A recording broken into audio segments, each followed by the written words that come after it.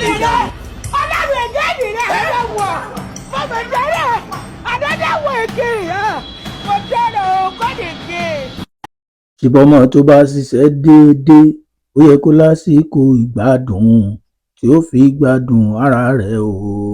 ìyàbá iyebe níbo ló lọ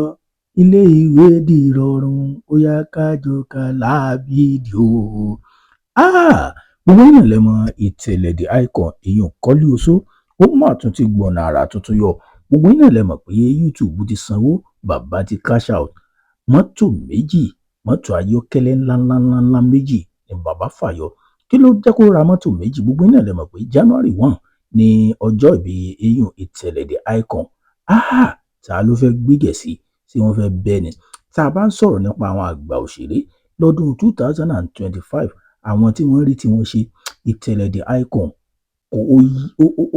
gbogbo yín náà lẹ mọ̀ pé Kọ́lí Oṣó apá kìíní apá kejì apá kẹta apá kẹrin apá kẹrùn apá kẹfà tó fi dé apá kẹjọ láwọn ènìyàn bá gbà. Ẹ kọ́kọ́ wo ilé náà mo tún bọ̀ kí wọ́n á sọ táwọn ènìyàn ń sọ ní comment section. Ìtẹ̀lẹ̀ you be goat. Like, can we have part 8, part 9, part 10? Oda, I fẹ́ part 62. Oda, I fẹ́ part 62. Kọ́lí Oṣó ti jù like. Níbi wákàtí kan sẹ́yìn ni Ìtẹ̀lẹ̀ The Icon yìí Kọ́lí Oṣó gangan ló lọ sí ìkànnì ayélujára yìí Instagram ló fi mọ́tò ayọ́kẹ́lẹ́ méjì tó jẹ́ pé tuntun àyànrán sárására tó tún fi àwọn ìntíríọ̀ rẹ̀ tó tún fi hàn tó ní ẹ bá mi dúpẹ́ wọ́n ti jáwọ́ lọ́rọ̀ mi o ẹ bá mi dúpẹ́ wọ́n ti jáwọ́ lọ́rọ̀ mi. Gbogbo àwọn òṣèré orí ìtàgé ńlá jàǹkànjàǹkàn bíi Fẹ́mi Adébáyọ̀ gbogbo wọn pátápátá ni wọ́n ti ń congratulate èèyàn Ìtẹ̀lẹ̀ The Icon pé ọmọ tó bá ṣiṣẹ́ déédéé ó yẹ kó lásìkò ìgbádùn tí ó fi gbádùn ara rẹ̀ o. Torí pé lọ́dún 2025 tá a bá ń sọ̀rọ̀ nípa àwọn àgbà òṣèré tó jẹ́ yí pé owó tí wọ́n pa ní YouTube tá a bá ní ká máa calculate ẹ̀ a ò lè sọ pé pàtó iye owó tí èèyàn Ibrahim Ìtẹ̀lẹ̀ tó rí lórí Kọ́lí Oṣó ẹyọ kan ṣoṣo èèyàn láti apá kìíní sí apá kẹjọ kódà ó tún wá sọ pé apá kẹsàn-án náà ó tún ń bọ̀ lọ́nà dẹ̀dẹ̀dẹ̀dẹ̀ a ò lè sọ pé pàtó iye tí ó pa ni. Torí pé lọ́dún 2025 tó kù díẹ̀ tí yóò parí ká tó máa sọ̀rọ̀ tó bá jẹ́ ìgbà àkọ́kọ́ tẹ́yìn wọlé jọ bá tẹ subscribe button àwa náà ó rí tiwa ṣe ẹ̀yin tẹ́ tí ìrí ti ń ṣe yín lọ́dún 2025 tó lọ ó dá mi lójú pé 2020 ṣì dáa ò fẹ́ bọ́ sí àwa náà ó rí tiwa ṣe. gbóyàn lẹ́mọ̀ pé òṣèré orí ìtàgé tó fi fídíò sórí YouTube channel èèyàn lọ́dún 2025 wọ́n pọ̀ gan. Kọ́lí Oṣó ni ẹni tó jẹ́ pé a lè pè ní ẹni tó rí view jù lọ́dún 2025 lọ́dún YouTube ní orí YouTube. A sọ̀rọ̀ sinimá o ṣùgbọ́n pé èèyàn ṣe YouTube movie lọ́dún 2025 Ìtẹ̀lẹ̀ The Icon ní number 1 tó yẹ pé tá a bá calculate gbogbo view rẹ̀ kò ṣẹ́ni tó ní tó. Tá a bá wá ní ká wo gbogbo owó tí view náà yóò fún tí n bá ní kí n máa ṣe analysis ẹ̀ fún yín kí n máa padà calculate ẹ̀ fún yín ẹ wò ó ẹ̀yin gan lè wò pé sórí tẹ́yìn gbé wáyé kọ́ lórí tí Ìtẹ̀lẹ̀ gbé wáyé ni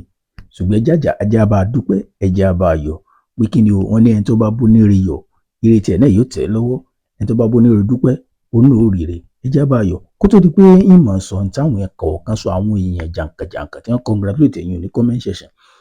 Ẹ̀yin olólùfẹ́ mi ẹ jẹ́ káwa náà ká bá Ìtẹ̀lẹ̀ The Icon ká bá dúpẹ́ lọ sí abala àríwísí ẹ̀yin abala comment section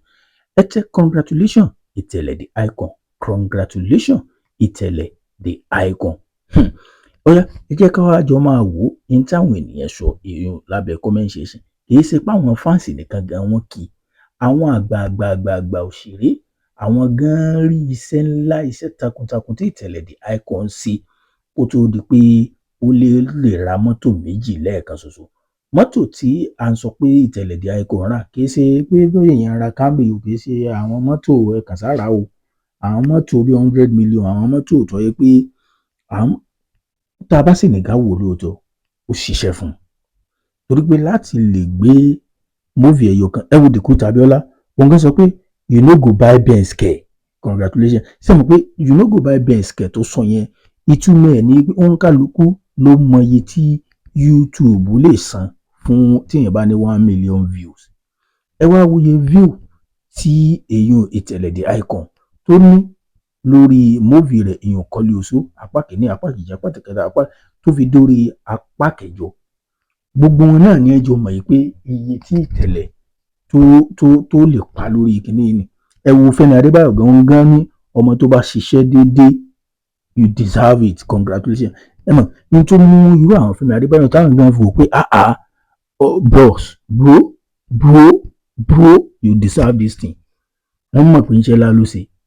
etiquet wọ́n mọ̀ pé kí ni o iṣẹ́ ńlá ló ṣe ẹ wo ká má pọ̀ lọ́rọ̀ ọdún tuntun la fẹ́ bọ́ sí àwọn tí ò rí tiẹ̀ ṣe ní 2025 wọn kálukú 2026 la tún fẹ́ bọ́ sí àní bọ́dún lọ ẹ tún wo ìlé máa mú gbogbo comment kíní wá ṣùgbọ́n àwọn tẹ́ bá rà wọn tó drop comment sábẹ́ post tẹ́lẹ̀ àwọn ènìyàn ńlá àwọn òṣèré orí ìtàgé ńlá táwọn gan bá dúpẹ́ tí wọ́n bá yọ̀ pé eléyìí you deserve this 2025 is your own year tí ẹ lélẹ́yìí 2026 la fẹ́ mú ẹ̀yin olólùfẹ́ mi ẹ̀yin náà gbàdúrà kó jẹ́ pé ọdún 2026 báyìí kọ́lọ̀ ọba kó jẹ́ kí àwa náà kárí tiwa ṣe ẹ má gbàgbé lẹ́ẹ̀kan sí ẹ ti mọ̀ bá ṣe máa ń ṣe a máa ń sún bí social media bá ṣe ń sún náà ni bó bá ṣe ń lọ níkànnì ayélujára làwa máa ń tẹ̀lé ṣó náà láti sọ pé táwa bá ti ń sún bí social media ṣe ń sún ẹ̀yin náà máa sún tẹ̀lé wa ẹ tẹ subscribe button lọ́dà tá a bá ti drop post ẹ máa jẹ́ nìkan nínú àwọn tí ó tètè máa rí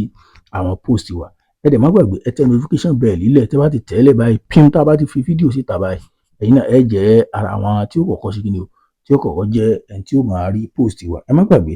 ẹ lọ sí comment section lẹ́ẹ̀kan sí ẹ tẹ congratulation Ìtẹ̀lẹ̀ The Icon congratulation Ìtẹ̀lẹ̀ The Icon congratulation Ìtẹ̀lẹ̀ The Icon ẹ wá má gbàgbé ẹ̀yin náà ṣàdúrà fún yín o àti fẹ́ bọ́ sí 2026 o ẹni tí ò rí títí ẹ̀ sí ní 2025 ó ṣeé ṣe kó jẹ́ pé tó bá ṣàdúrà dáadáa 2026 ó ṣeé ṣe kó náà jẹ́ kí ni o kó já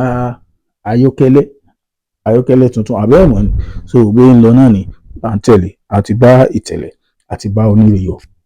a sì mọ̀ yí pé ire tiwa náà kí ni o ó ń bọ̀ lọ́nà dẹ̀dẹ̀dẹ̀ nìyẹn ẹ share fídíò náà kẹ́ subscribe ẹ má gbàgbé